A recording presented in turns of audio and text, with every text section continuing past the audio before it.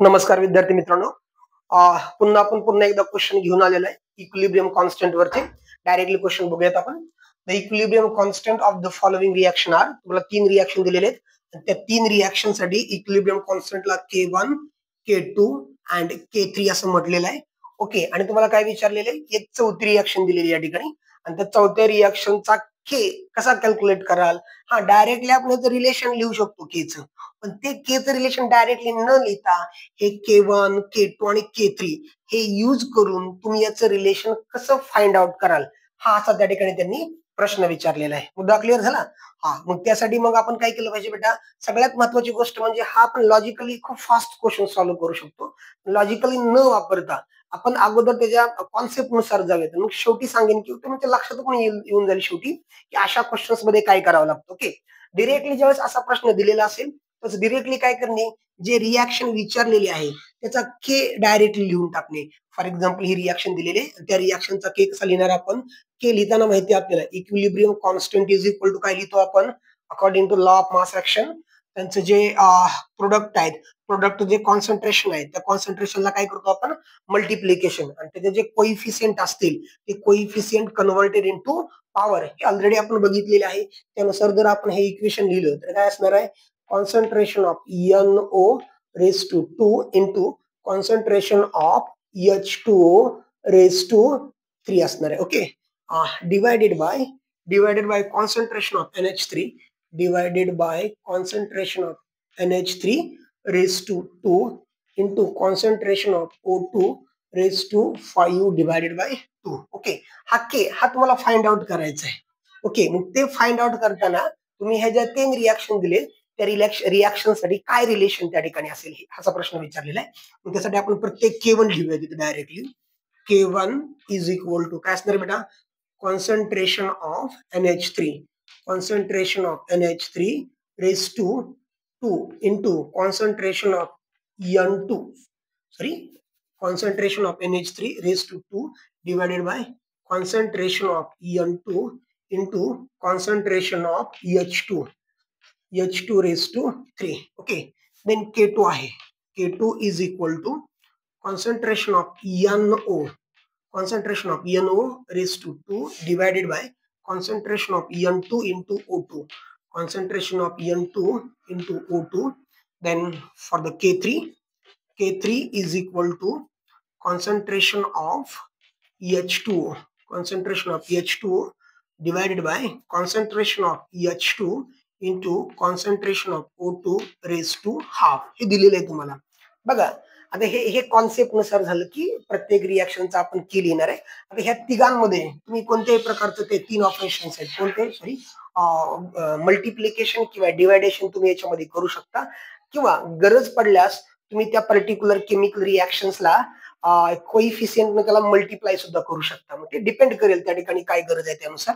Okay. जर तुम्ही आता बघितलं थोडंसं फास्ट आपण क्वेश्चन कसं सॉल्व्ह करू शकतो किंवा याला काही कोणतं केमिस्ट्री म्हणण्यापेक्षा थोडंसं लॉजिकली जर विचार केला तर हा क्वेश्चन अजून फास्ट सोडवणार आहे तुम्ही. बघा फास्ट कसा सोडवू शकतो आपण. तर समजा बघा तुम्ही जर बघितलं तर याच्या जे फायनल इक्वेशन आहे किंवा जो के काढायचा आहे त्याच्या न्यूमरेटर मध्ये कॉन्सन्ट्रेशन ऑफ NO आहे, त्याच्याच न्यूमरेटर मध्ये कॉन्सन्ट्रेशन ऑफ H2O आहे. जर तुम्हाला हे न्यूमरेटर मध्ये आणायचं असेल तर एक गोष्ट पक्की आहे. कोणती गोष्ट पक्की आहे? तर तुम्हाला इकडे बघितलं बघा न्यूमरेटरला बघा K2च्या न्यूमरेटरला कोण आहे? NO आहे आणि K3च्या न्यूमरेटरला कोण आहे? H2 आहे. पहिला मुद्दा क्लिअर झाला. म्हणजे याच्यावरून तुम्ही बघा हे खूप फास्ट सॉल्व्ह करू शकता तुम्ही. बघितलं तर खूप असं डिफिकल्ट वाटतं की यार ये 3 इक्वेशन दे दिए, चौथा कहाँ से निकलेंगे आणि इकडून कुठं रिएक्शन सेम वाटत पण नाही. अशा वेळेस गोंधळून न जाता एकदम शांत विचार करणे. बघा कॉन्सन्ट्रेशन न्यूमरेटरला कोण आहे? न्यूमरेटरला NO आहे जो आपल्याला पाहिजे. न्यूमरेटरला कोण आहे? H2 आहे जो आपल्याला इथं पाहिजे. मुद्दा क्लिअर झाला. म्हणजे याच्यावरून लगेच आयडेंटिफाय होतंय की K2 आणि K3 हा कुठं असला पाहिजे? न्यूमरेटरला असला पाहिजे. कुठं? न्यूमरेटरला. तर मोस्ट ऑफ दी जे ऑप्शन्स आहेत इथं बघा तुम्ही आता ऑप्शन मध्ये जर बघितलं इथं ऑप्शन नंबर कुठला गेला? ऑप्शन नंबर डी आहे. ऑप्शन नंबर डी मध्ये K1 हा न्यूमरेटर मध्ये आलेला आहे. ऑप्शन नंबर डी येऊ शकणार नाहीये. किंवा अजून एक तुमच्या एक गोष्ट लक्षात आली असेल की इथं H2 ची पॉवर किती? कॉन्सन्ट्रेशन टर्मची पॉवर किंवा कॉन्सन्ट्रेशन रेज टू 3 आहे. मग डेफिनेटली इथं सुद्धा काय झालं पाहिजे, रेस टू 3 आलं पाहिजे. हे रेस टू 3 कसं येऊ शकेल, डायरेक्ट लिहिता येईल का हे 3 नाहीये. त्यासाठी तुम्हाला काय करावं लागेल, रिॲक्शनला तुम्हाला काय करावं लागेल, त्या ठिकाणी K3 ला तुम्हाला 3 न मल्टिप्लाय करावं लागेल. काय करावं लागेल, 3 न मल्टिप्लाय. त्या K3 किंवा त्या रिॲक्शनला मल्टिप्लाय करणं म्हणजे इथं इक्विलिब्रियम कॉन्स्टंटला मल्टिप्लाय न करता त्याच्यात डायरेक्टली कन्व्हर्जन कशामध्ये करावं लागेल, तुम्हाला पॉवर मध्ये करावं लागेल. कशामध्ये, पॉवर मध्ये. बघा लक्षात येतं का बेटा काय चाललंय, आपण बघितलेलं आहे ज्यावेळेस आपण केमिकल रिॲक्शन मध्ये जे कोइफिशियंट आहेत ते कोइफिशियंट कशामध्ये लिहित असतो, आपण ते पॉवर्स मध्ये लिहित असतो. कशामध्ये, पॉवर्स मध्ये. म्हणून तुम्हाला इथं मस्त दिसते लगेच, तुम्हाला इथं 3 आणायला पाहिजे. तुम्हाला किती पाहिजे, 3. तर तिथं 3 आणण्यासाठी तुम्हाला हे केमिकल रिॲक्शनला किती मल्टिप्लाय करावं लागणार आहे, 3 न मल्टिप्लाय. ज्यावेळेस तुम्ही हे 3 न मल्टिप्लाय कराल त्याच वेळेस इकडे काय बनणार आहे, थ्राइस H2. आणि मग त्यावेळेस काय येणार, मग H2 raise to 3, H2 raise to 3 and O2 raise to 3 divided by 2 हे त्या ठिकाणी तयार होणार आहे. मग तुम्ही तिकडे मल्टिप्लाय केल्यावर ऑटोमॅटिकली K3 ला सुद्धा काय होणार आहे, मग 3 न रेस टू 3 करावं लागणार आहे आपल्याला. ओके. मग तुम्ही आता पुन्हा अजून ऑप्शन कडे येऊ शकता. इथं तुम्ही असे ऑप्शन आता सिलेक्ट करणार की ज्या ठिकाणी फक्त K3 ला 3 न मल्टिप्लाय केलेलं आहे. असे दोनच ऑप्शन आहेत. कोणकोणते, ऑप्शन ए आणि दुसरा कोणता, ऑप्शन डी. अशा 2 ठिकाणीच काय केलेलं आहे आपण, K3 ला 3 पॉवर केलेले. बाकी हे 2 ऑप्शन कसेच बरोबर येणार नाही, बी आणि सी. आणि मग मगाशी अजून बघितलेलं आहे आपण की ऑप्शन डी हा बरोबर येणार नाहीये. का नाही बरोबर येणार, कारण का तर आपल्याला K2 हा न्यूमरेटरला नको आहे. आपल्याला कसं कसं कळतं हे न्यूमरेटरला नको आहे हे, कारण का तर K1 च्या न्यूमरेटरला कोण आहे, कॉन्सन्ट्रेशन ऑफ NH3. हे कॉन्सन्ट्रेशन ऑफ NH3 आपल्याला डिनॉमिनेटरला पाहिजे, न्यूमरेटरला नको आहे. म्हणजे K1 कुठं आला पाहिजे, डिनॉमिनेटरला आला पाहिजे. म्हणून या ऑप्शन मध्ये तर K1 कुठं आहे, न्यूमरेटरला आहे. मग एवढा फास्ट आपण हा ए ऑप्शन लगेच काय करू शकतो, आयडेंटिफाय करू शकतो किंवा त्याला आपण क्लिक करू शकतो. बघा हा प्रश्न बघितल्या थोडं गोंधळून न जाता नुसतं रिॲक्शन बघणे किंवा जी फायनल रिॲक्शन विचारलेली आहे त्या फायनल रिॲक्शनचा इक्विलिब्रियम कॉन्स्टंट लिहिणे. त्याच्यानुसार थोडस तुम्हाला आयडिया येते न्यूमरेटरला कोणत्या कॉन्सन्ट्रेशन टर्म असायला पाहिजे, डिनॉमिनेटरला कोणत्या कॉन्सन्ट्रेशन टर्म असायला पाहिजे. त्यानुसार त्या रिॲक्शनचे त्यांना अरेंज करणे. किंवा आता अजून थोडीशी हिंट भरपूर सापडते. बघा कोणती हिंट, या ठिकाणी पॉवर रेस टू 3 आहे.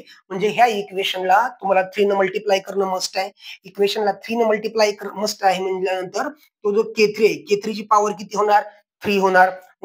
हे बघा हे लिहायची सुद्धा गरज नाही आपल्याला. तुम्ही डायरेक्टली इथं हे का लिहिलेलं आहे, ऍक्च्युअल कॉन्सेप्ट माहित असावा. नेहमी कॉन्सेप्ट कधीही माहित असणं चांगलं आहे. ही शॉर्टकट झाली की K3 ला पॉवर असणारे 2 ऑप्शन आहेत, ऑप्शन ए आणि ऑप्शन डी. त्यातनं आपण ऑप्शन एच का सिलेक्ट करतोय, त्याचं कारण काय पुन्हा, तर की न्यूमरेटरला आपल्याला कोण पाहिजे, K2 आणि K3 पाहिजे. हे कुठनं अंडरस्टँड होतंय, ह्या 2 कॉन्सेप्ट वरून, ह्या 2 कॉन्सन्ट्रेशनच्या टर्म वरून. म्हणून आणि K2 आणि K3 आपला कुठं असला पाहिजे, न्यूमरेटरला. तर इथं पॉवर आहे 3 पण त्याचा जोडीदार कोण आहे, K1 आहे. की जो K1 कुठं पाहिजे आपल्याला, डिनॉमिनेटरला. तो आलाय कुठे, इथं न्यूमरेटरला. म्हणून व्हेरी फास्टली आपण काय करू शकतो, ऑप्शन ए वरती क्लिक करू शकतो. Okay okay. पुन्हा एकदा सेम त्याच पॅटर्नचा क्वेश्चन आहे. ओके. काय प्रश्न आहे बेटा, if the equilibrium constant for, तुम्हाला एक रिॲक्शन दिली, जनरल रिॲक्शन दिलेली आहे, A that gives equilibrium between formation of B and C is. बघा त्यांनी काय म्हणलेलं आहे, हे इक्विलिब्रियम 1 ही पहिली तुम्हाला एक रिॲक्शन दिली, त्याचा इक्विलिब्रियम 1 म्हटलेला आहे. त्यानंतर दुसरी रिॲक्शन दिली, इथून स्टार्ट केलंय बघा, बी पासून पुन्हा बी प्लस सी पासून स्टार्ट केलेलं आहे.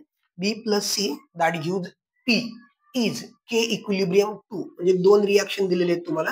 त्यातल्या एका रिॲक्शन साठी इक्विलिब्रियम 1 म्हटलेलं आहे आणि दुसऱ्या रिॲक्शन साठी इक्विलिब्रियम 2 म्हटलेलं आहे. तर इक्विलिब्रियम कॉन्स्टंट फॉर रिॲक्शन ही, आणि पुन्हा शेवटी तुम्हाला एक रिॲक्शन दिलेली आहे, ए दॅट गिव्स पी. ह्या रिॲक्शनचा इक्विलिब्रियम कॉन्स्टंट काय असेल, त्या ठिकाणी तुम्हाला ह्या दोघांचं रिलेशन वापरायचंय, ए बी प्लस सी आणि B plus C that gives P. हे रिलेशन यूज करून तुम्ही हे कसं काढू शकाल. बघा इथेही तुम्ही व्हेरी फास्ट क्वेश्चन सॉल्व्ह करू शकता, पण आपण थोडं कॉन्सेप्ट नुसार जाऊयात पुन्हा एकदा. जर समजा अगोदर जी रिॲक्शन दिलेली आहे की नाही, त्या रिॲक्शनचं इक्विलिब्रियम कॉन्स्टंट लिहिणे, के इज इक्वल टू काय असणार आहे बेटा, concentration of P divided by concentration of A. एवढं सिंपल येणार आहे. ओके. तर पुन्हा आपण दोन्ही रिॲक्शनचं लिहूयात. फॉर एक्झाम्पल के इक्विलिब्रियम 1 म्हणजे या रिॲक्शन साठी तो काय असणार आहे बेटा, concentration of B into concentration of C divided by concentration of A हे आपण लिहू शकतो. देन रिॲक्शन दुसरी रिॲक्शन साठी काय असणार बेटा की K equilibrium 2 is equal to concentration of P concentration of P divided by concentration of B into concentration of C. आता ह्या दोन इक्वेशन मध्ये काय करावं लागेल जेणेकरून हे उत्तर येईल असं डायरेक्टली. अगदी तुम्ही जर थोडस बघितलं जर सिंपल बघा सिंपल आता बऱ्याचदा काय होतं माहितीये का तिथं ऑप्शन बघितले की नाही की असं लगेच वाटायला लागतं की यार हे इक्वेशन नंबर 1 आणि रिॲक्शन नंबर 2 हे एकमेकांमधून वजा केले तर डायरेक्टली हे बी प्लस सी आणि बी प्लस सी हे कॅन्सल होऊन जातील हे डोक्यामध्ये येतंय. पण इक्विलिब्रियमच्या बाबतीमध्ये ते इक्विलिब्रियम कॉन्स्टंट किंवा रिॲक्शनची ऍडिशन सबस्ट्रॅक्शनची गरज नाही. तिथं अशा प्रकारचा कॉन्सेप्ट लावायचा नाही. केमिकल रिॲक्शन डायरेक्टली असं होणार नाहीये A plus A that gives B plus C minus B plus C that gives P. हे केमिकल रिॲक्शन मध्ये थोडंसं विसरून जायचं. डायरेक्टली तुम्ही जर इथं थोडंसं लॉजिकली बघितलं तर समजा मी एक काम करतो किंवा मॅथमॅटिक्स नुसार थोडासा जर विचार केला तर समजा मी इक्वेशन नंबर 1 चा इक्विलिब्रियम कॉन्स्टंट आणि इक्वेशन नंबर 2 त्याचा इक्विलिब्रियम कॉन्स्टंट त्या दोघांचा मी मल्टिप्लिकेशन करतो.